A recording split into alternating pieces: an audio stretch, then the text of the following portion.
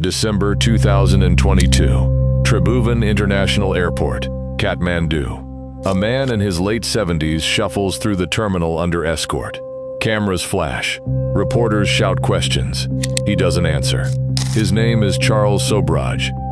And for nearly 2 decades, the world forgot he existed. But everyone on that Qatar Airways flight was about to spend hours in the air with one of the most notorious serial killers Asia has ever known. The man they called the Serpent. The man linked to murders across 3 continents. The man who vanished into a Nepalese prison in 2003 and emerged almost 20 years later, not in handcuffs, but in a window seat bound for Paris. How does a killer like that just walk onto a commercial flight? You need to understand who Charles Sobraj was before he disappeared. In the 1970s, backpackers flooded Southeast Asia. Young people from Europe, North America, Australia. They traveled light, stayed in cheap hostels, chased adventure on the hippie trail, and some of them never came home. Sobraj moved through that world like smoke. French, charming, well-dressed.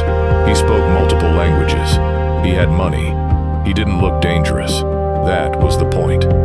He targeted travelers, offered them help, a place to stay, a drink, and then they got sick, really sick, drugged.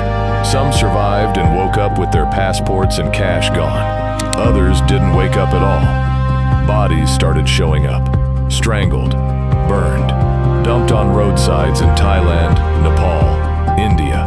The victims were young, far from home, and the man killing them was always 3 steps ahead of the police.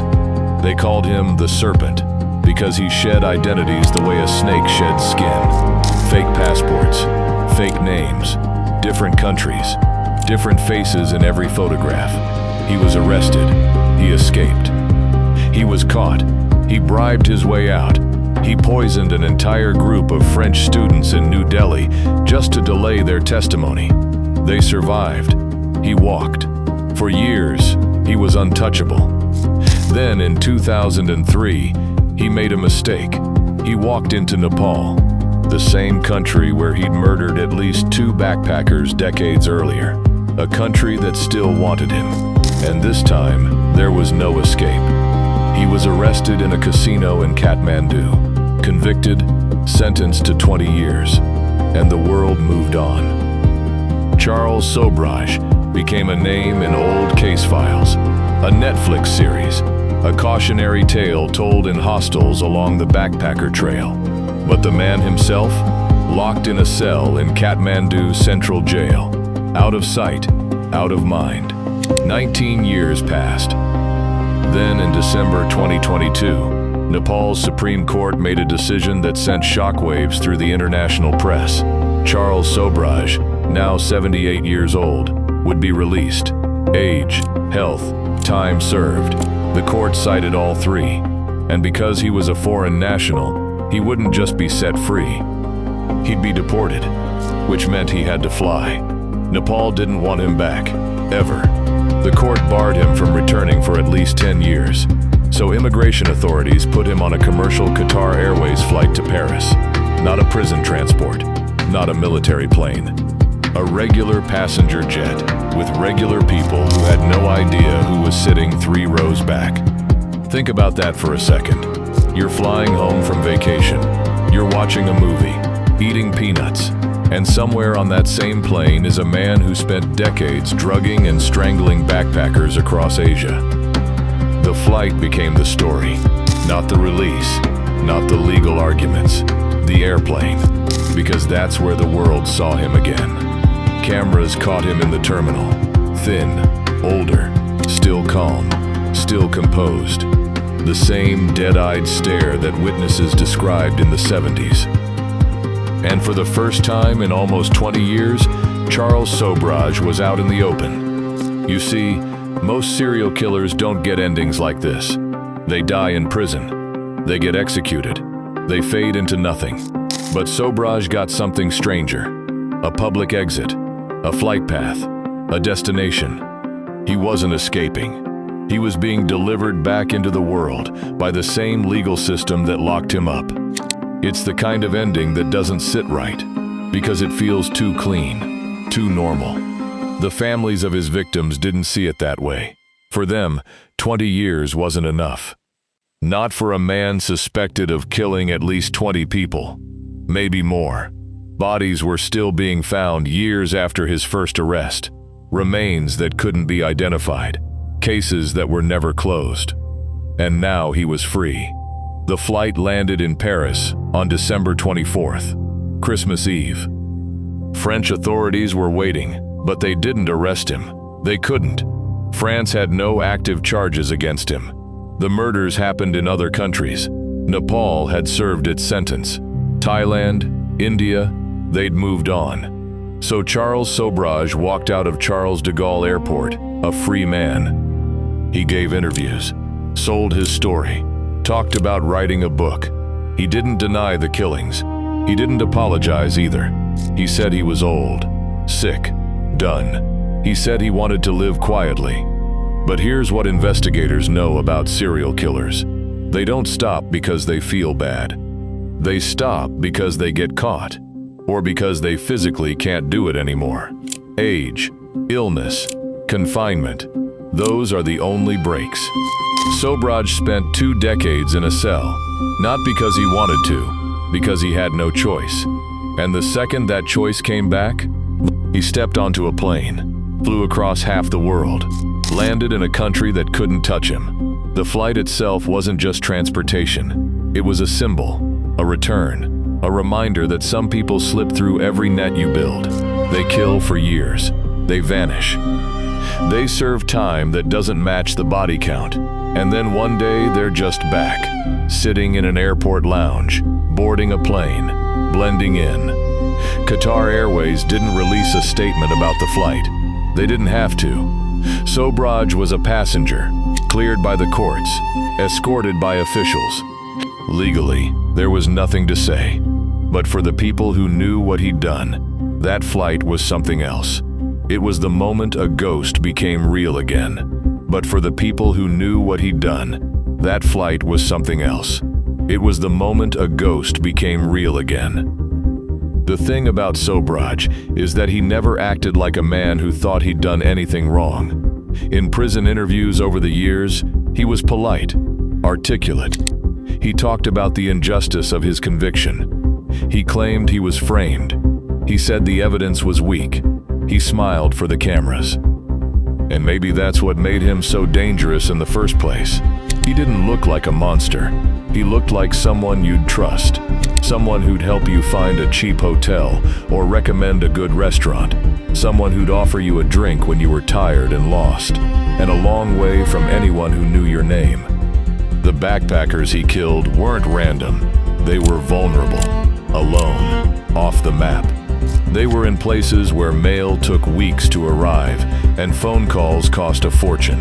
When they disappeared, it took days before anyone noticed, weeks before their families started asking questions, months before police connected the dots. Sobhraj understood that. He built his entire method around it. He moved between countries that didn't share information well.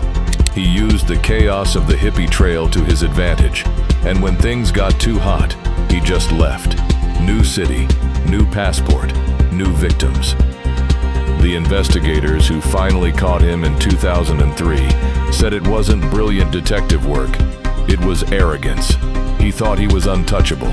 He walked back into Nepal like the warrant didn't exist, like no one would remember, like he could still disappear whenever he wanted.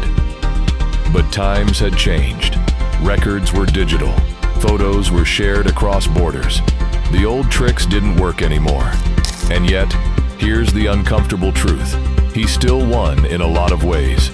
Most of the murders he's suspected of were never prosecuted. The evidence was gone. Witnesses were dead or missing. Crime scenes had been corrupted decades ago. Nepal only had him for 2 murders. Just 2, out of at least 20. So when that Supreme Court ordered his release after 19 years, it wasn't because justice had been served. It was because the clock ran out. Legal systems have limits.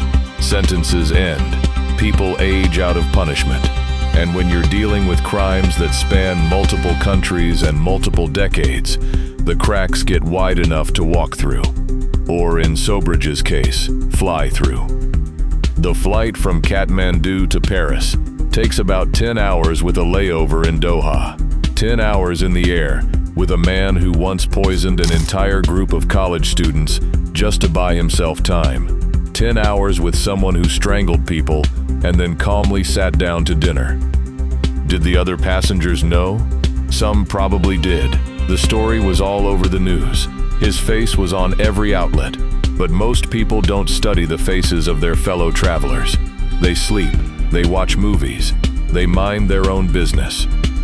And that's exactly how Sobridge operated his entire life.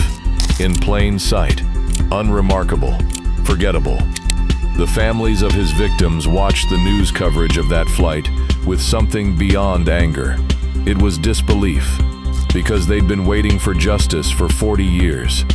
40 years of wondering what happened, of finding remains that could barely be identified, of hearing that the man responsible was in prison, which felt like something, at least. And then one day he's not. He's on a plane. He's giving interviews. He's selling rights to his story. He's living in a Paris apartment, paid for by people who find him fascinating instead of horrifying. One victim's brother told a reporter, "It felt like watching a murderer get rewarded." Another family said they'd been told Sobridge would die in prison. That was supposed to be the ending, but it wasn't. The ending was a flight, a passport stamp, a quiet return to a city where he has no criminal record and no extradition risk. You can argue whether that's justice or not. Reasonable people disagree. But what you can't argue is this. The airplane became the final chapter. Not a courtroom, not a cell. A window seat on a Qatar Airways flight, watched by the whole world, carrying a man who spent 2 decades hidden away and emerged into a life most serial killers never get. Freedom. Charles Sobridge is still alive, still in France, still talking to journalists when he feels like it. He's not in hiding. He doesn't need to be.